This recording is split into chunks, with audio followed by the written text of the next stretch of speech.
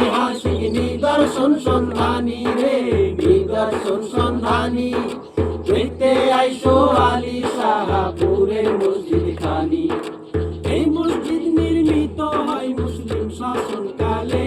না চলে না চলে আমাদের বাড়ি, না চলে বড় হয়েছি, না চলে হয়তো মরবো, না চলে না চলে না চলে না চলে।